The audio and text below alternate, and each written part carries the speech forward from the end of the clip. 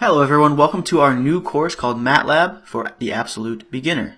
Your instructor for this course will be someone I recruited. She is an expert in MATLAB and R programming. Her name is Ankita Pillai. So what are we going to be learning in this course? In Chapter 1, we're going to take a first look where we go over the basic interface and desktop environment of MATLAB. So at the end of that, you'll be able to use and identify all the components that you're going to need in this course. In Chapter 2, we're going to introduce you to matrices. We're going to start off by demonstrating how to create matrices and find its dimensions, and then we're going to end by giving several examples on how to use a matrix to solve numerical problems. In Chapter 3, we're going to be working with arrays. Chapter 3 is divided into 4 parts. We're first going to introduce you to the concept of an array, and by the end of that section, you're going to be able to use an array to calculate statistical computations.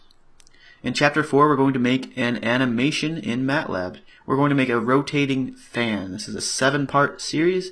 At the end, you'll have a fully working animation.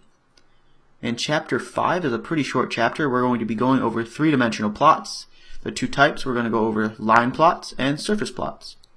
In Chapter 6, we're going to be working with data and transferring that data into a graphical representation, such as pie charts. In Chapter 7, we're going to be moving on to tables.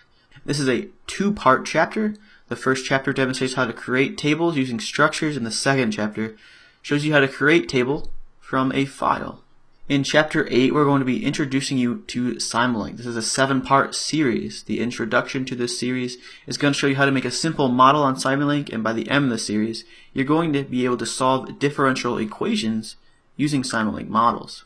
In Chapter 9, we're going to be introducing you to graphical user interfaces, or GUIs. This is a 5-part series. And then in Chapter 10, this is a miscellaneous/bonus section. So all these things don't necessarily pertain to the main course, but they're things that we thought we would include just in case you wanted a little bit more advanced look at MATLAB.